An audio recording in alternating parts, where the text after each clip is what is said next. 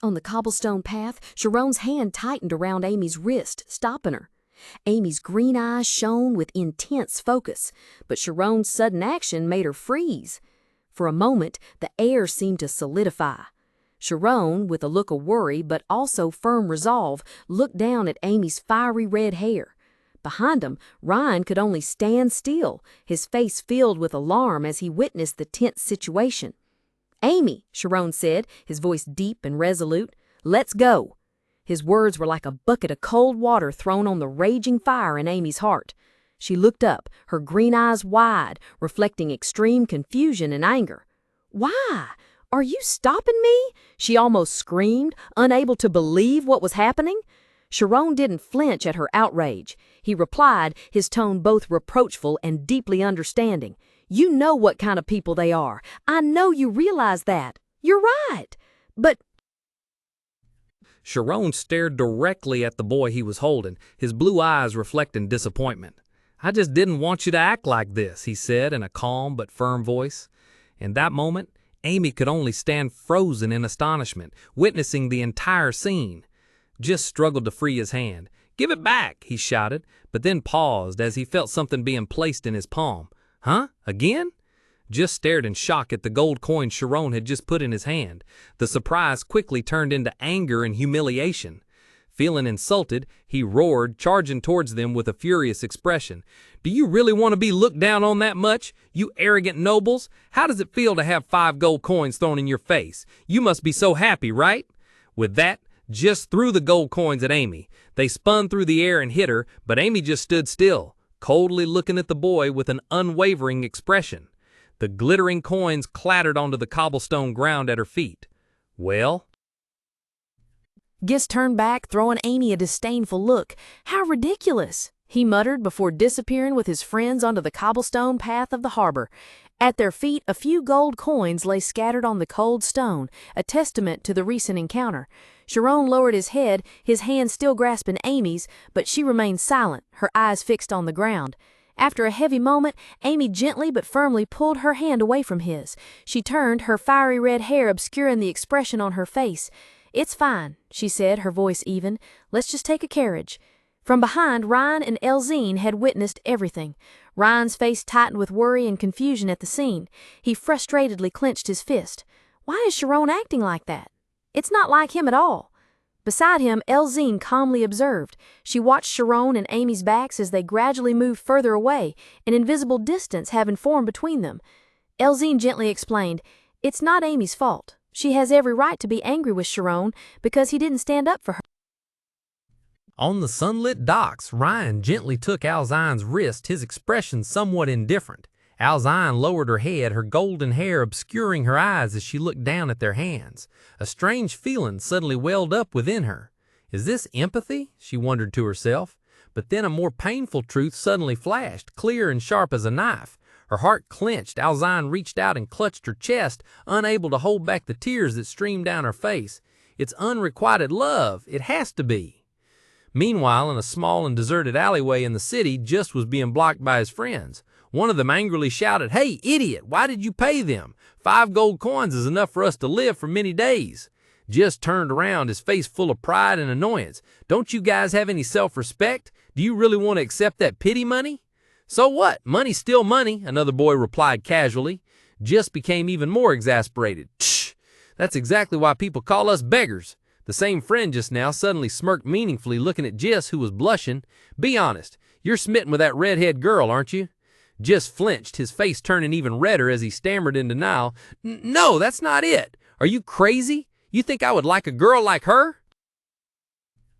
In a secluded corner of the docks, a friend, arms crossed, adopting a mature air, advised Giss, "You have this strange habit of acting stubborn in front of people you like. Just give it up. If they're willing to just give away 5 gold coins like that, they're definitely nobility. You know it'll lead nowhere." Giss's face flushed red with anger, and he retorted fiercely, "So what? I was born to be the master of this port. What are nobles compared to that?" His proud words were abruptly cut off by a chilling voice from the alleyway. "Hey, what are you little brats doing here?" Giss and his friends froze, their petty argument instantly forgotten. Their bodies stiffened, fear spreading throughout them. Emerging from the shadows were two large, menacing men, blocking the only exit of the alleyway. The leader, a man with a shaggy beard, grinned hideously, revealing a jagged set of teeth with a few gold caps, chewing on something that looked like dried roots. His eyes swept over the three children cowering in fear, his shadow and that of his subordinate engulfing them. He leaned down, his voice full of menace. "You think money's a joke." Giss and his friends huddled together in fear. The shadow of a giant loomed over them, making the already cramped space feel even more suffocating. The children's faces were pale, their mouths agape in horror. "What?" Giss stammered, his voice cracking with panic. "Why is Palcoa here?" Meanwhile, in Bashuka, the towering spire of the Magic Association headquarters stood tall amidst the gloomy sky, imposing and cold. Deep within the massive structure, in the investigation room of Investigation Department No. 3, a guard in a neat blue uniform, a beret on his head, silently stood watch outside the heavy metal door. His expression was completely calm, seemingly oblivious to the gruesome sounds emanating from within. From behind the door, loud crashing sounds echoed incessantly, interspersed with the desperate pleas of a man. "Stop! Don't hit me anymore! Please, at least tell me why you're doing this!" Inside, the interrogation room was a complete mess. Tables and chairs were overturned, the floor stained with fresh blood. A bloodied arm was being twisted mercilessly. In response to the agonizing plea, a voice rang out, chillingly cold and indifferent. "Oh, that's right." In the cold, damp interrogation room, bloodstains mottled the icy tile floor. Sakari stood there, a cruel smirk playing on his lips, blood splattered on his white shirt. The metal rod in his hand still dripped fresh blood. He curled his lip, his tone chillingly casual.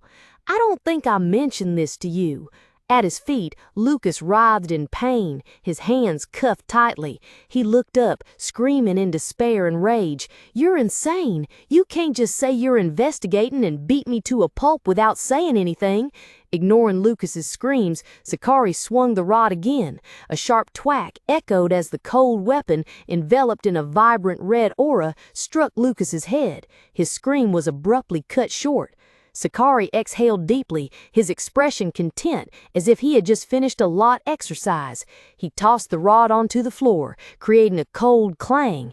"Whew, that's enough of a warm-up for today." Lucas lay motionless in his own pool of blood, his consciousness completely swallowed by darkness. Lucas collapsed on the cold floor, blood trickling from the corner of his mouth and open wounds. He gritted his teeth, enduring the bone-chilling pain. Despite his battered body, the deputy leader's will remained unbroken. His hand clenched into a fist, trembling with anger and pain. A cold voice, drawn out menacingly, echoed in the darkened room. "Deputy leader of the Parrot Gang, Lucas?" Sakari, his hand stained with blood, grabbed Lucas's brown hair, yanking his head back. A ruthless glint sparkled in the inspector's eyes as he leaned down close to Lucas's ear. "Why don't you start by telling me who your leader is?" Contrary to expectations, a defiant smile spread across Lucas's blood-soaked face. His eyes gleamed with madness, as if he had been waiting for this question for a long time.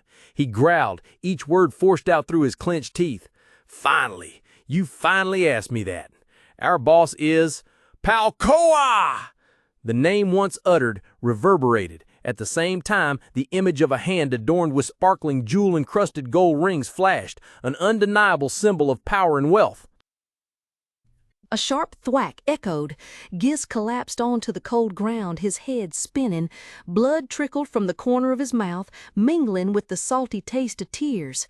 Standing tall above him, the large man, Palcoa, looked down, his shadow engulfing Giss's small frame. He squatted down, his voice grating with mockery and anger. "That's why you should have just taken the money and been done with it, right? Your cheap pride cost me 5 gold coins. Do you realize that?" His rough hand, glittering chain with gold rings grabbed Giss's cheek, squeezing hard and causing him excruciating pain. Giss's tears streamed down. This bastard, he's been watching the whole thing? A desperate thought flashed through his mind. Palcoa stood up straight, his voice growing louder, echoing throughout the dark alley. "Do you know how much effort I put into this bunch, huh?" Crash! A piercing scream tore through the silent space. The other children in the group huddled in fear, prostrating themselves on the ground, trembling all over. Giss lay curled up on the floor, his body aching, his spirit broken. Feelings of humiliation and helplessness overwhelmed him. In the heavy silence, Palcoa's cold voice rang out once more, like a pronouncement. "So I think you owe me something." In a dark, foul-smelling corner, Palcoa's smile revealed yellowed, broken teeth. His eyes gleamed with cruel malice as he growled orders at the trembling boy before him. "That little redhead you mentioned? Bring her to me. I'll make sure to get my revenge properly. Coo-coo-coo-coo." Giss froze, his entire body stiff with fear. Hot tears streamed down his grimy cheeks. A wave of fury and disgust surged within him. He's insane. He wants to harm an innocent bystander, and a noble no less. Bastard! You bastard! Meanwhile, at a luxurious seaside villa, the atmosphere was completely opposite. Elzine happily rushed onto the balcony, her arms outstretched as if to embrace the brilliant sunset sky. She turned back and called out, her voice full of excitement. "Amy, look! Isn't this scene beautiful? It's amazing! Isn't it the best? What do you think of the place I found?" Amy stepped out, her red hair seeming to catch fire in the twilight.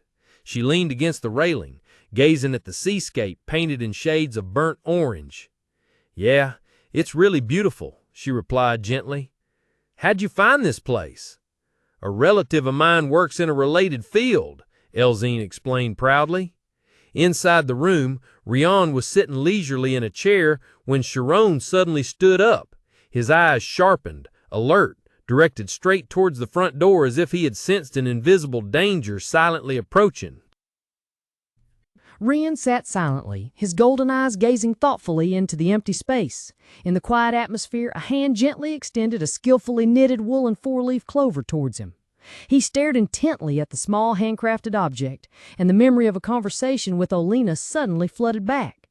In the sun-drenched garden, Olena stood before him, her hands clasped together, revealing her nervousness. She spoke, her tone laced with deep concern. "Master Rian, I think something is troubling Shirone, but he won't tell us. Since Shirone is no longer a child, I believe that this time he will need the help of a friend." The memory faded. The hand softly placed the lucky four-leaf clover on Rian's messy blue hair. His eyes became resolute, losing their dreamy quality. The responsibility of a close friend had now been entrusted to him. As the brilliant sunset gradually descended, painting the sky a fiery orange, the atmosphere on the balcony was peaceful. Shirone, Amy, and Elzine were enjoying the tranquil moment when suddenly the door burst open violently. Rian rushed in, shattering the stillness. He called out, "Everyone!" then collapsed, his face etched with utter anguish, before letting out a mournful cry that echoed through the space. "I'm hungry!" Shirone calmly remarked, "I suppose it's about dinner time." Elzine turned and smiled, suggesting, "How about we eat out? There are a lot of delicious restaurants." Immediately, Rian jumped up, interrupting, "I have a proposal." He raised a finger to the sky with a triumphant expression. "Why don't we cook ourselves?"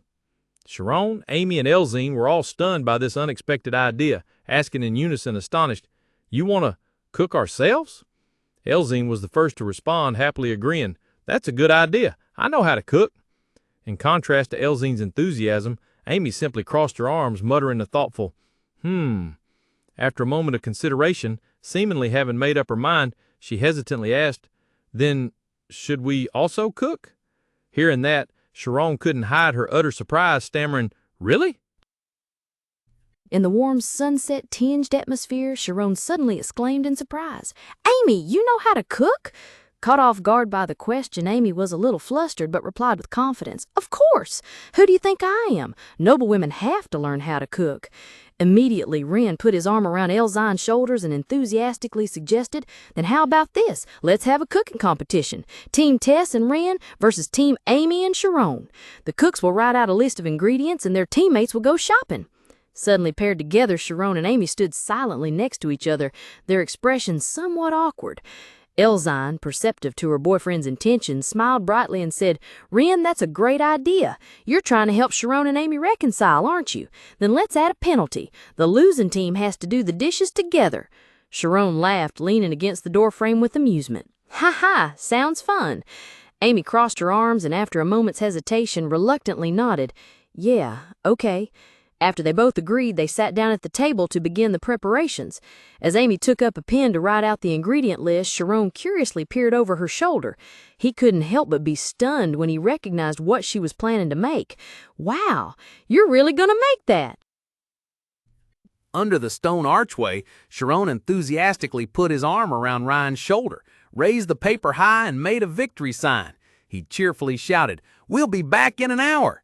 Meanwhile, Ryan could only awkwardly wave, carrying a woven basket in one hand. Inside the luxurious mansion, under the magnificent chandelier, Elzine and Amy stood seeing the two boys off. Elzine smiled brightly, waving enthusiastically, while Amy only waved casually, her eyes somewhat distant. Once their figures had disappeared, Amy quickly grabbed her fiery red hair, tying it neatly into a ponytail. Immediately afterward, both girls entered the large and modern kitchen. The clatter of dishes rang out as they began their work, their backs to the door. Elzine wiped and cleaned while glancing at Amy with a knowing and mischievous smile. "Hee hee, now's the time for the girls to talk," she thought to herself. In contrast to her friend's enthusiasm, Amy seemed pensive and quiet. Meanwhile, while the two girls were in the kitchen, Rian and Shirone were also striding outside. Ryan's expression became unusually serious. He thought to himself, "It's time for the boys to talk."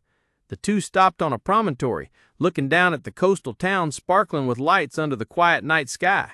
The sound of the sea gently lapping against the shore created a perfect setting for the upcoming conversation. The roar of the ocean waves crashed against the cliffs, blending with the biting night wind. The sky was vast and high, sparkling with countless stars like diamonds scattered across a deep blue velvet carpet. Under the pale moonlight, Giss walked dazedly along the jagged rocks, his eyes swollen from the previous beating. It seemed he was about to carry out an order from the robbers. In another development, Elzine was extremely proud of her plan. With baking tools beside her, she clenched her fist, her eyes gleaming with determination. Elzine thought to herself joyfully, "Win or lose, this is worth it. I truly am a genius."